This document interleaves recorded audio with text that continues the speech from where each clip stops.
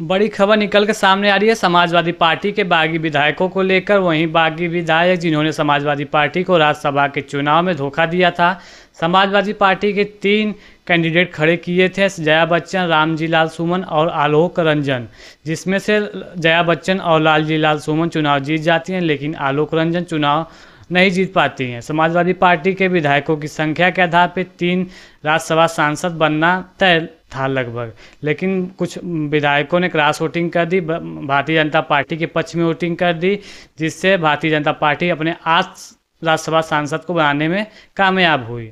लोकसभा का चुनाव हुआ उसमें लोकसभा के चुनाव में जो विधायक थे, जो गद्दार विधायक थे, जहाँ जहाँ से भारतीय जनता पार्टी को मदद कर रहे थे, अपने विधानसभा क्षेत्र में बुरी तरह से हार गए।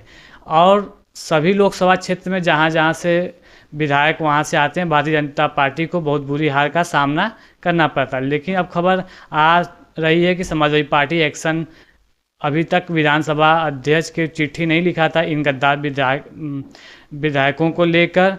कहीं ना कहीं समाजवादी पार्टी शांत बैठी थी, लेकिन अब वही विधायक जो बागी थे, बीजेपी को मदद किए थे, अखिलेश यादव के मुताबिक कुछ लोगों के घर पे हथियार बरामद हुए थे और कुछ लोग अवैध कार्य में लिप्त थे। अब वही विधायक बीजेपी के मुख्य कार्यालय में मिलकर आए हैं। अब खबरें आ रही हैं कि भारतीय जनता पार्टी के दामन थामने जा रहे हैं। हालांकि वो दामन थाम ही चुके हैं, बस अब औपचारिकता बाकी रह चुकी है।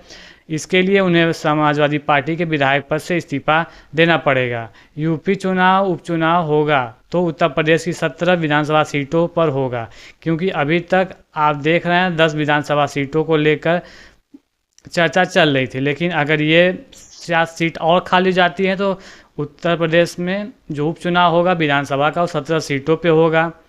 ऐसा कयास लगाया जा रहा है। अलावा समाजवादी पार्टी में भी नहीं है, इनका अस्तित्व ना कि समाजवादी पार्टी में भी नहीं रह गया, अब ना ये भाजपा के ही पूरे हो पाए हैं, ये बीच में फंसे पड़े हुए हैं।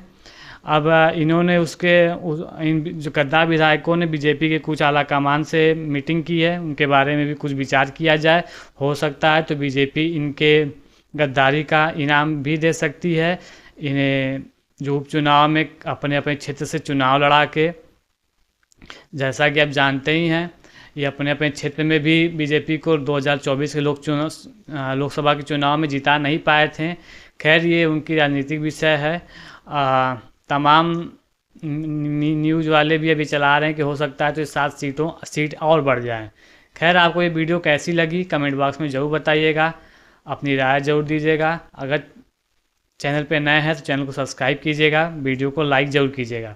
धन्यवाद।